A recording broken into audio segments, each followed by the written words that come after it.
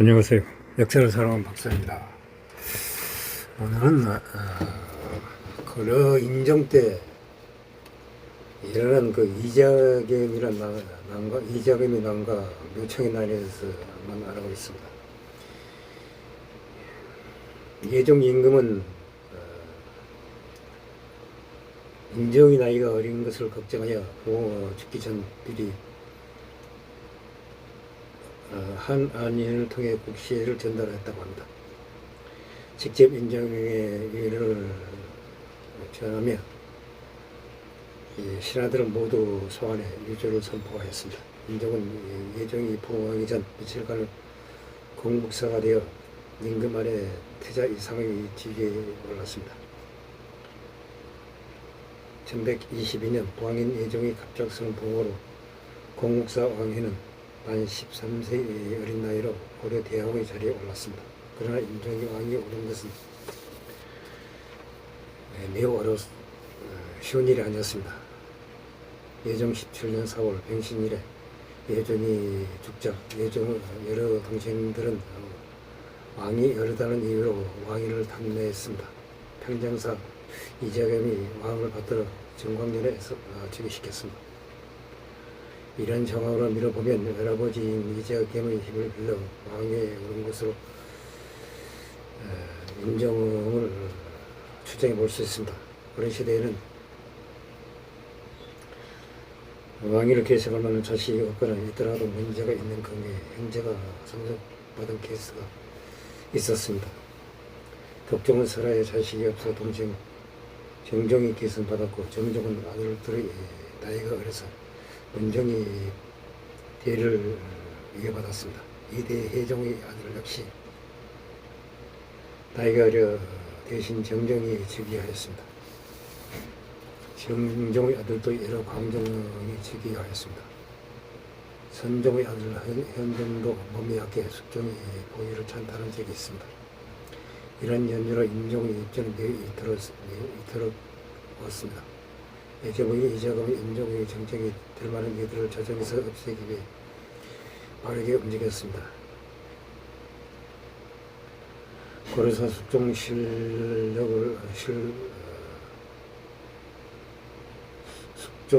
종실 열전을 보며 가장 예맞던 사람 왕반은 경상도 성종은 호남 왕현은 남부지방으로 의배를 가득 떠났고 영남 왕선은 자기 사병을 해산시키고 선임을 받지 않았으며 술에 미쳐 사는 척 하였습니다. 이자몽이 마수에서 피해 나갈 수 있었다고 합니다. 왕실이 조용해졌지만 왕이 어린데다가 외조부의 도움을 받아 왕위에 올랐으니 외적의 힘이 커진 것은 사실입니다. 인종의 외조부였던 이자겸은 왕을 대신해 권력을 한 손에 잡았고 왕의 버금가는 권세를 누리며 횡포를 벌였습니다. 게다가 이자겸은 자신의 두 딸을 강제로 인정과 혼인시켰습니다. 원래 고려 왕실에 근친혼이 성행하고 있었지만 이자겸 두 딸은 인정의 그런 일부가 되었습니다. 당시 예법으로는 인정과 결혼할 수 없는 사이였습니다. 인정이 즉위한 지 1년 후인 1123년 예진적이 세운 금나라에서 금태조 아볼타가 죽고 금태종 오골매가 즉위하였습니다. 이 시기에 금나라와 북송은 번갈아가며 고려의 사실을 보냈습니다. 7월에는 한문지후 고장에 이끈 10년에 이르는 북송 사신이 금나라를 공개해달라는 내용 공서를 가지고 고려에 왔습니다. 8월에는 금나라 사신 고백숙 등이 고려에 와서 전라를 피해 고려로 망명한 주민들이 성원을 요구하였습니다. 금태종의 의사를 확보하였습니다. 인구가 감소했던 고려민이 넓더 전란 등 여러 가지 이유로 고려에 오는 북방 민족들을 받아들이고 있었습니다. 고려는 끝내 이들을 성원하지 않았다고 합니다. 또한 금태종은 인정에게 보내는 서신에서 여러 나라 천자제가 서로 도저 알리라고 사실을 보냈다. 국경서 접대를 불성히 해 고려에 이르지 못했다 라고 질책하였습니다. 고려가 연하를 섬기는 예로서 앞으로 군나라를 섬겨야 한다고 망을 하였습니다. 태조에서 요나라 황제를 잡지 못했다고 말했습니다. 요나라 황제도 도주했으니 이제 고려가 군나라를 징신하라고 하였습니다. 금태종은 1125년 무주에서 요나라 황제인 전제자를 잡았고 결국 요나라는 태조 야유라고 이후 금관 이후 9대 219년 만에 망했습니다. 1125년 금태종은 고려에서 온 국사를 접수하기를 거부하였습니다. 이거는 국사의 사신이 표가 아니고 고려왕의 시를 칭하지 않았다는 것입니다. 금나라는 고려에 대해 요나라를 섬겼던 것처럼 금나라를 섬기라고 해서 징시 4대의 관계를 요구하였습니다. 이것을 기정사실을 하라는 것이었습니다. 그런 이에 대해 한동안 아무런 조치를 하지 않았다고 합니다. 이들가 1126년 조정에서 금나라의 관계 설정 문제를 논의하였습니다. 윤언이 유희현 대다수의 오랑캐와 상대할 수 없다고 해서 실권적 이재가 및 어진 정물에 참여했던 책종경 등이 말을 했습니다. 금나라가 예전에는 작은 나라로서 고려와 연나라를 섬겼습니다. 지금은 강대적 연나라 국속을 멸망시켜 정치적 군사적 강국이 되었습니다. 우리도 적경의 재번 정세가 사대하지 않을 수 없게 되었다. 또한 작은 나라가 큰 나라를 섬기는 것은 사람의 법도인이 야당이 먼저 사실을 버리 일을 지키는 것이 었다고 하였다. 인종의 이 주장을 전면에 채택하였다. 이에 4월 인종은 정은문 등을 금나라에 보내 자신을 신이라고 칭하는 등 금나라 4대 애국계를 맺게 되었다. 한편 인종은 19세가 되던 해 여자부이자 장인 이재공이 앵벌보다 못해 몰래 자신의 세력을 기합해 이재공을 제거하기로 결심한다. 이라여 무건의 채탁, 오탁, 권세도로 하여금 군사를 통하여 궁궐 내에 있던 이재공의 전장들을 모두를 제거하라고 하였다. 그러나 이를 사전에 알아챈 이재공은 승덕부로 신하들을 소집하여 비밀리에 회의를 가졌다. 자신과는 사통지간이었던 책준경에게 군사를 내주고 궁궐로 보냈다. 책준경은 궁궐 내에서 사람을 피우는 objek들을 무찌른다는 명문으로 봉골에 군사를 이끌고 나타났다. 함부로 궁선을 공격할 수 없는 도시에서 얼마 동안 대치만 하고 있었다. 그런데 본래에서 이장의 수하들이 제거하는 등 선을 통해 책준경의 아들 책승과 동생 책준신이 적었다.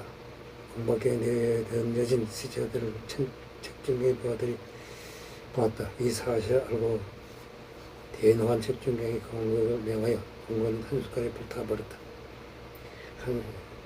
한순간에 지낼 것이 사라져버린 인종은 애정에게 소환당해 당공에 갔다가 이재공이 자택에 머물게 된다. 이것도 후기대와 같이 한 것도 아니라 왕의 호병도 가마도 없이 홀로 걸어갔다고 한다. 이 사건이 바로 이재공의 날이다. 이재공이 이제 본격적으로 왕이 되기 위해 야심을 드러내기 시작했다. 18자 유왕이라고 선전하여 터뜨리는 한편 인종을 독살하여 왕위를 찬탈하는 업무를 꾸몄다. 그러나 인종은 왕후했던 두 딸은 뭔가 수사함을 미치자고 독이 든 떡을 일부러 맨땅에 흘리고 독을 넣은 탕장을 술수로 더럽히는 척하고 깨먹는 듯 번번이 확인을 바람에 그가 아니라 인종을 죽이는 것이 물거품이 되었다. 두 왕후는 이재감이 축출당한 후 궁에서 쫓겨났지만 인종을 헌신적으로 보살핀 덕분에 반역자의 따름에도 불구하고 너비나 가택을 하사받는 등 대접을 받고 살았다고 한다.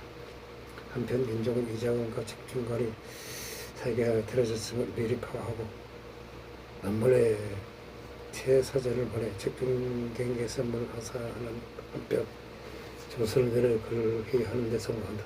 인종에게 충성을 맹세한 책준경이 직접 군사를 이끌고 위협을 일으킨 덕분에 결국 이재명은 척추를 당하고 만다. 이와 관련해서 엄청난 기록이 있다. 책정경의 인종을 모시고 내주로 들어갈 때 방망이 하나만 들고 있었다고 한다.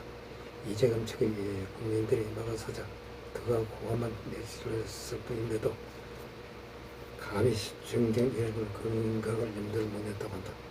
이후 비록 판례지기는 하였지만 아무리 그래도 자신의 여자부의 목숨은 받을 수 없었으니 인종은 이재명을 잘라도 영광으로 유배해 보는데 좋지만 끝내고 어디서 이재명은 죽었다.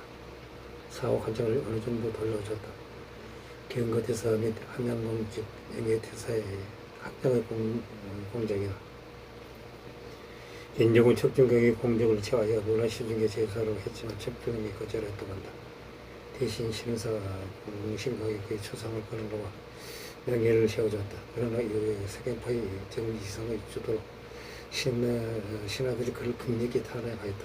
척정경이 문칙되기 전에 기습적으로 체포 석탑을 만약하고 귀양 보냈다. 이 유배지는 척정경의 고향 국조였다. 척정경이 받았던 처벌은 고려 시대에 늘어진 귀양경으로 제2현을 고향으로 귀양시킨 데 간직에 두 번 다시는 나올 수 없도록 한 행렬이다. 행렬 기간 만료해도 관직에 죽을 때까지 열절 복귀할 수 없었다는 점이 특이하다. 그의 이는 조선시대의 귀양형으로 이어지게 된다. 이후 1144년 척정경은 얼마 후 등창이 발명하여 죽었다.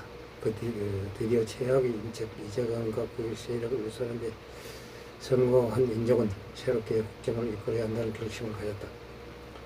서경파 육성에 나선다. 인종은 자신을 묻는 교주로부터 지지해줄 외적 인주이시들이 한성원의 자체를 감추게 되자 새로운 친위 세력 육성을 시도하였다. 바로 그들이 서경파였다.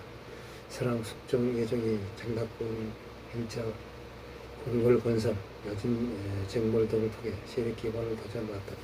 대부분 문동 귀족들의 개혁 조시라 서경엔 힘이 닿지 못한 사실을 이용한 것이었다. 이재원 축출이 술시던 왕권을 회복하기 위해 돌아가던 인종은 정시상 백수한 등에게 의도적으로 힘을 실어주었다. 또한 서경 출신 승려에게 힘을 실어주었다. 그가 바로 풍술시리와 도참을 연구하던 노책이다. 정시상과 김동식은 각자 서경대 개경 문장으로 끊임없이 대결한 기대의 라이벌로서 자기 마김하고 있었다. 그리고 서경은 장락궁 중시로 영덕궁 대하원 고재궁 등 이름 있는 궁궐이 조성돼 서경 군사조정과 개경주강 조정이 힘든 서로 견제하는 통에 바빠졌다. 게다가 윤런이 서경파 제안에 침제 권한을 지지하는 전형적인 개경 문법 개혁들도 대금 4대 문제로 서경파를 은근히 지지하는 태도였다. 전개가 복잡해지는 상황이 됐다. 인종은 드디어 이 모든 것을 통제하며 조금씩 원권을 강화해 나갔다. 문제는 이 대립이 갈수록 커지기 시작했다는 것이다. 묘청의 특이나 계속 선을 넘는 행동을 보냈다는 것이다. 11점 세경 중단 노동이 때문이다. 여신족 군단에 대한 사태는 고려계가 큰 수치였다. 고려사 인종 세가 제9년 9월 정유일 기록인 대관이 한 신하를 고발했다. 우간이 문관직에 임명대사이기도 했으나 그가 공공형이 국가가 나에게 1000명의 군대를 주면 궁극에 들어가 주를 사라져봐 바치겠다 라고 떠들고 다녔다. 금조정 일을 알게 되면 외교적 문제가 될 수 있다고 염려하였다. 하지만 인종은 결국 그를 임명하였다. 묘종이 이 상황을 이용해 서경으로 천도하며 금나라를 포함해 천하 36개의 국이 고려에게 조공할 것이라고 알았다. 묘종은 서경으로 천도하기 위해 온갖 술수로 인종을 현혹시키라고 하였다. 예를 들면 대던 광물에 기름진 떡을 넣어서 강이 오색 영롱하게 빛나 보이게 했다는 등 서강의 공부로 들어서니까 노래소리가 들렸다는 등의 이야기가 널리 퍼져있다. 조선에서 이와 같은 곤란한 논쟁이 있었지만 개헌도 거기에 든 김무식이 그 현판으로 돌아갔다. 서강이 지금 대학원에서 연이은 불결한 정쟁과 노총의 입지들을 견디기 시작했다. 비단 대학원만이 아니라 종사라는 절에서 화재가 나고 민족이 행차하던 도중 갑자기 폭풍가 내리며 길을 잃고 늪에 빠지는 진흙개비가 내리는 등 악재가 일어났다. 이를 정식들에게 좋은 공격거리가 됐다. 인종 역시 조금씩 모청 행동에 제동을 걸었다. 그가 자신의 입지에 큰 위강을 느끼기 시작한 노총은 반란을 일으켰다. 극단적인 선택을 저지르게 이른다. 노총과 그 세력은 나라 이름을 큰 위활기 대위라고 짓고 서경 이북 지역을 장악해 나갔다. 정선왕과 김무식의 재빠른 조처로 곧 서경에 거듭됐다. 김무식의 조익이 전작중 내부로 모청은 부장 조공에게 살해당했다. 그러나 이후 서경 민심을 수습하는 과정에서 문제가 생겨 서경 사람들이 다시 저항하였다. 완전히 이를 제어하는 데는 일정한 시간이 걸렸다고 한다. 서경 정도 문제는